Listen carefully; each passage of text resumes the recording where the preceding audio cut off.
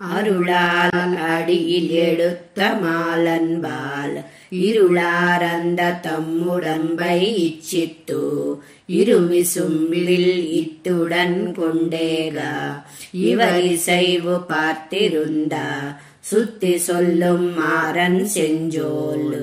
అరుళ్ పెరువార్ అనే ఈ దశకంలో నమ్మాళ్వార్లు తాము పొందిన ఫలం యొక్క గౌరవమును తమ మనస్సుకుతో తెలుపుతున్నారు. తిరువాట్టారు అనే దివ్యదేశంలోని పెరుమాళ్లను వర్ణించారు.